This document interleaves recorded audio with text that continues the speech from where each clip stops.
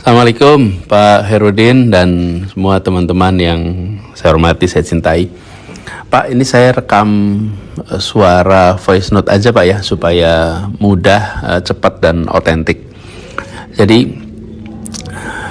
kita ingat ya Pak ya, dulu ketika sesudah mendengar kabar bahwa PKS mendeklarasikan saya dan MSI sebagai pasangan calon, maka itu kan tandanya kita semua kerja bersama ya menuju tanggal pendaftaran nanti tanggal 27-29 Agustus.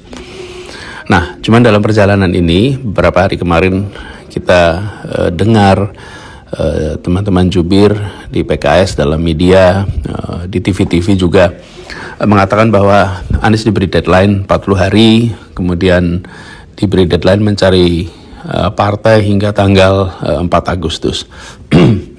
Nah, barangkali kita sama-sama tahu Pak Herudin bahwa dalam urusan pilkada ini kan kita sudah diarahkan tidak boleh berkomunikasi langsung, saya dan Pak Herudin dan juga yang lain-lain, tapi semua pembicaraan soal pilkada ini harus satu pintu, dan Pak Herudin mentaati, saya mentaati, semuanya hanya lewat PIC. Nah, karena itu ini terkait dengan soal pernyataan jubir-jubir, saya juga sudah sampaikan kepada PIC, tapi juga rasanya saya perlu sampaikan kepada Pak Herudin bahwa perlu diluruskan supaya teman-teman PKS di Jakarta, Pak Herudin dan teman-teman semua yang selama ini kita berjuang bersama, itu tahu, dan teman-teman yang mendukung, mengusulkan saya ingin sampaikan kepada semua bahwa saya tetap berjuang bersama. Dan tidak ada deadline atau tenggat waktu yang dilewati. Ini perlu saya sampaikan juga agar teman-teman PKS di Jakarta itu tahu, dan bismillah kita yakin untuk terus berjuang bersama ke depannya. Insya Allah sampai di akhir Agustus ini kita bisa sama-sama daftar. Nah, tentang tanggal 4 Agustus, mungkin saya ceritakan aja ya Pak Herudin. Begini ceritanya. Pada hari Sabtu tanggal 27 Juli, PIC dari PKS itu menghubungi saya, ini PIC tunggal ya, soal pilkada. Dia menanyakan apakah bisa jumpa dengan beliau dan Pak Presiden PKS. Saya sampaikan insya Allah bisa, ya, diatur. Kita ketemu hari Minggunya tanggal 28 Juli sekitar 4 sore lah di rumah. Nah, dalam pertemuan itu kita ngobrol panjang lebar, santai, rileks, suasana juga menyenangkan. Lalu beliau menyampaikan bahwa PKS memerlukan kejelasan apakah Pak Anies setuju dengan nama Pak MSI sebagai wakil. Lalu beliau sampaikan juga bahwa diberi waktu seminggu, karena disampaikan hari Minggu, maka seminggu sampai minggu berikutnya, yaitu hari Minggu tanggal 4 Agustus. Kenapa tanggal 4? Nah, disampaikan karena tanggal 7 rencananya akan ada rapat DPTP untuk memastikan bahwa pasangan aman ini sudah aman gitu. Jadi pasangan aman ini akan ditetapkan. Nah, saya memang merasa perlu untuk ngobrol dan diskusi dengan Pak MSI, karena sesudah pengumuman kami belum sempat ngobrol bareng. Saya waktu itu sedang tidak di Indonesia. Jadi setelah saya pulang dari Indonesia, belum sempat juga langsung ketemu karena saya dirawat. Pak MSI juga harus operasi sehingga dirawat juga. Dan kita sudah janjian, jadi sudah janjian akan ketemu hari Selasa malam tanggal 30 Juli. Jadi waktu ketemu Pak Presiden dengan utusan khusus soal pilkada, itu hari Minggu ya, 28, 2 hari kemudian kami jumpa. Nah, hari Selasa malam itu ngobrol agak panjang, hampir 3 jam dengan Pak MSI, ngobrol macam-macam yang kita diskusikan, soal Jakarta, soal gubernur, wakil gubernur, dan lain-lain. Waktu itu beliau diantar oleh Mas Holid. Nah, setelah ngobrol itu, besoknya saya langsung menghubungi PIC Pilkada yang selama ini tugasi, karena memang harus pintu komunikasi satu. Saya sampaikan bahwa kalau bisa ingin ketemu Pak Presiden hari itu juga. Jadi akhirnya hari Rabu sore tanggal 31 Juli ya, saya berjumpa dengan Pak Presiden, dan dalam pertemuan itu saya sampaikan bahwa saya siap untuk berjuang bersama Pak MSI sebagaimana yang diputuskan di DPTP. Nah, jawaban itu disambut baik oleh Pak Presiden. Disampaikan juga bahwa gini kira-kira, dengan adanya keputusan ini maka mesin partai bisa mulai bergerak. Jadi itu pembahasannya, sama sekali kita tidak membahas soal 40 hari dan lain-lain. Nah, cuman saya kaget aja mendengar jubir-jubir PKS di media mengatakan tenggat waktu 40 hari, lalu deadline 4 Agustus sebagai deadline cari partai lain. Mengapa kaget? Karena memang tidak pernah dibahas ya. Dan setahu saya memang tidak pernah ada deadline soal SK dari partai lain. Yang ada adalah soal apakah setuju dengan Pak MSI sebagai pasangan. Dan itu juga seperti saya bilang tadi ya Pak, udah disampaikan 31 Juli, 4 hari lebih awal dari yang diminta. Jadi Pak Herudin dan teman-teman semua yang saya hormati, itu kira-kira fakta yang sesungguhnya. Dan itu juga yang saya jelaskan kepada teman-teman DPTW. Pada hari Senin malam, Pak Sakir, Ketua DPTW, ada beberapa hadir juga termasuk Pak Aziz. Kami jelaskan secara detail kronologisnya. Jadi perlu saya sampaikan bahwa kami ini komunikasi intensif dengan partai-partai lain. Memang tidak diberitakan, tapi selalu kami sampaikan kepada penghubung apabila ada update-update. Nah, sejauh ini itu tidak ada perubahan di partai-partai lain. Jadi memang mereka merasa belum perlu mengumumkan. Nah, tapi partai pendukung ini menerima, tapi menunggu waktu yang tepat untuk diumumkan. Nah, inilah yang menurut saya perlu disadari.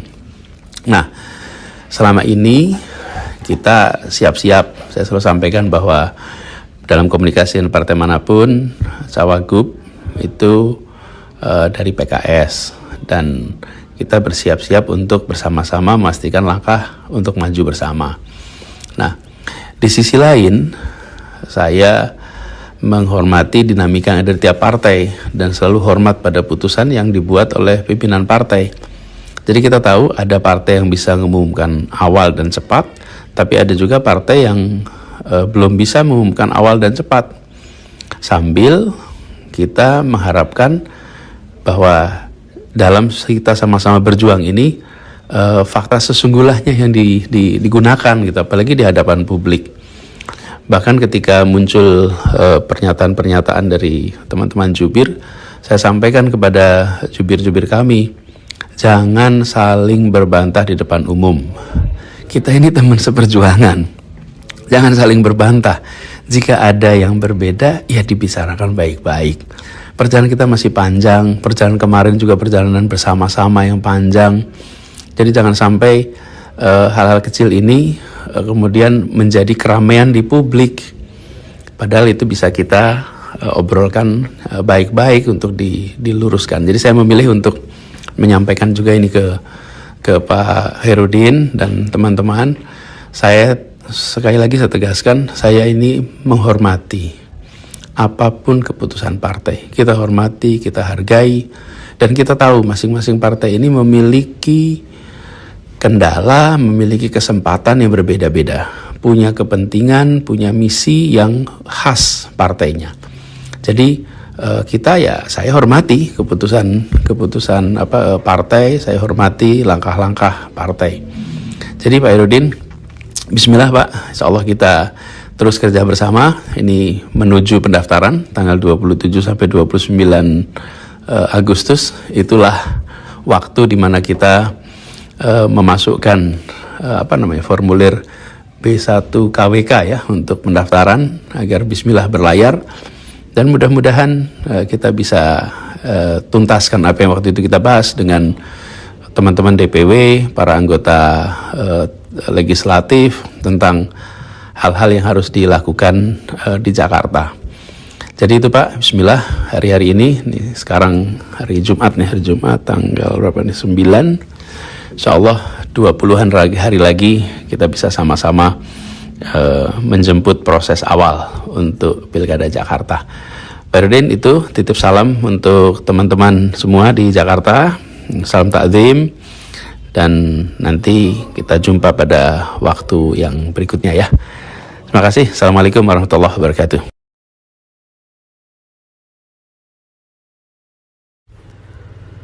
Pak Anies yang saya hormati, Assalamualaikum warahmatullahi wabarakatuh. Terima kasih atas kiriman voice note ke saya, Khairuddin, sebagai Ketua DPW PKS Jakarta. Dan berikut saya kirim voice note ke Pak Anies yang saya hormati, sebagai tanggapan pesan suara yang Pak Anies kirim ke saya. Tapi entah bagaimana, malah sudah tersebar kemana-mana. Sebagiannya malah dengan berbagai bumbu tidak sedap, yang tidak sesuai dengan apa yang Pak Anies harapkan dalam voice note tersebut, yaitu tidak munculnya saling berbantahan di publik, karena Pak Anies menegaskan dalam voice note itu bahwa Pak Anies tetap memposisikan PKS sebagai teman dalam perjuangan, dan karenanya Pak Anies menghormati apapun keputusan partai. Karena Pak Anies tentu masih ingat bahwa demi mencalonkan Pak Anies sebagai calon gubernur dalam Pilgub di Jakarta tahun 2017, PKS rela berkorban dengan menarik pencalonan kader utamanya, yaitu Pak Mardhani Alisera.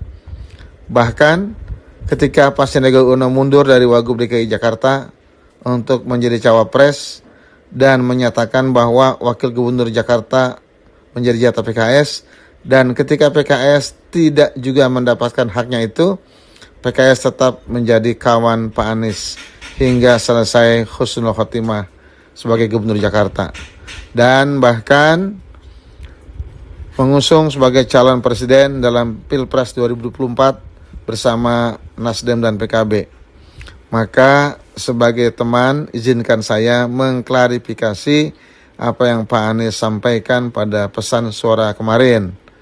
Soal pemberian tenggat waktu 40 hari hingga tanggal 4 Agustus, para jubir mengambil kesimpulan dari fakta bahwa menurut Presiden PKS sudah sejak 20 Juni 2024 sudah menyampaikan secara langsung ke Pak Anies soal keputusan DPTP PKS yang mencalonkan Pak Anies sebagai calon gubernur dengan calon wakil gubernurnya dari kader PKS, yaitu Bapak Muhammad Soebul Iman, PhD, dan mengingatkan bahwa PKS tidak bisa mengusung sendiri dan meminta Pak Anies juga untuk memastikan Nasdem dan atau PKB untuk ikut mengusung pasangan ini.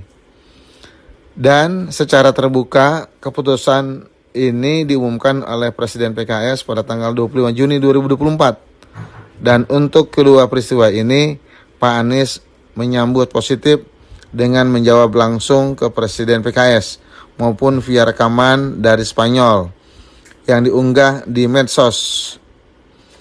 Dari situ kami menyimpulkan bahwa Pak Anies sudah menerima keputusan DPTP mencagupkan Pak Anies dengan Pak Soebul Iman sebagai cawagupnya.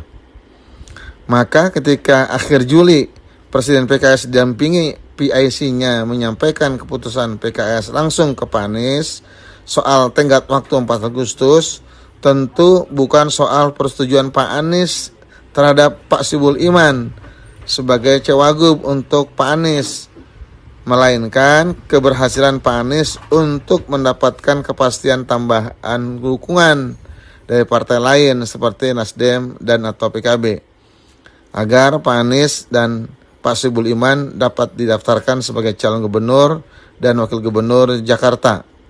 Karena sejak awal tentu Pak Anies paham bahwa sekalipun PKS dengan 18% perolehan kursi DPRD jadi pemenang pemilu legislatif di Jakarta tahun 2024, tapi belum bisa sendirian mencalonkan gubernur. Tidak seperti saat PKS menang pileg di Jakarta tahun 2004 yang lalu. Saat itu PKS menang dengan 24%, sehingga bisa mencalonkan gubernur dan wakil gubernur secara sendirian. Dan Presiden Ustadz Ahmad Sayhu selain secara terbuka meminta Pak Anies untuk berusaha agar bisa mendapatkan tambahan dukungan, juga Pak Ustadz Ahmad Sayhu secara terbuka sudah memperjuangkan Pak Anies dan Pak Soebul Iman agar bisa mendapat dukungan maju sebagai calon gubernur dan wakil gubernur, dengan menyampaikan meminta dukungan dan dari pimpinan partai Nasdem Perindo, PSI, PKB, bahkan Gerindra sekalipun. Tetapi sampai melewati tanggal 4 Agustus, ketika PSI dari PKS menanyakan hasil perjuangan Pak Anies untuk mendapatkan kepastian dari Nasdem dan atau PKB untuk mencalonkan Pak Anies, ternyata Pak Anies belum bisa mendapatkan kepastian. Sementara dari pimpinan Nasdem, Pak Sahroni, dan PKB, Pak Jazilul Fawait, justru pada akhir Juli dan awal Agustus malah menyampaikan pernyataan terbuka yang mudah dipahami bahwa mereka tidak melanjutkan dukungan pada Pak Anies sebagai calon gubernur di Jakarta. Demikianlah fakta yang Jubir PKS sampaikan, yang juga didapatkan. Sementara saya, Khairuddin, pernah sampaikan langsung ke Pak Anies agar kalau tidak menerima Pak Soebul Iman, maka Pak Anies bisa mengenakan jaket putih masuk sebagai kader PKS. Jadi nanti sebagai calon gubernur dari PKS, sehingga bisa mengambil calon wakil gubernur dari luar PKS. Tetapi waktu itu Pak Anies tidak menyambut positif ajakan tersebut, malah menyampaikan keinginan Pak Anies untuk netral. Demikian Pak Anies klarifikasi kami. Tentu kami tidak berharap adanya saling berbantahan, tapi juga agar warga yang terlanjur mendapatkan sebaran voice note dari Pak Anies mendapatkan informasi yang seimbang dan yang sebenarnya. Kami sepakat dengan Pak Anies, perjuangan untuk wujudkan Jakarta yang maju kotanya dan bahagia warganya masih panjang dan perlu terus diperjuangkan oleh siapapun pemimpin Jakarta. Apalagi dengan posisi Jakarta sekarang dengan adanya IKN, tidak lagi absolut disebut sebagai DKI Jakarta, tetapi menjadi DKJ. Maka mari bersama-sama sebagai sahabat dan sesama warga Jakarta, mari menguatkan ukhuwah, menjauhkan fitnah, dan menghidupkan demokrasi dengan saling menghormati. Apalagi kemarin saat saat pertemuan di acara walimahan Ustadz Suhaimi, anggota DPRD dari PKS, Pak Anies malah menyampaikan langsung ke saya, Khairuddin, bahwa Pak Anies ridho menerima keputusan partai PKS. Karena keputusan PKS memang hanya untuk kemaslahatan Jakarta dan warganya. Terima kasih Pak Anies. Salam hormat dari kami untuk seluruh keluarga. Assalamualaikum warahmatullahi wabarakatuh.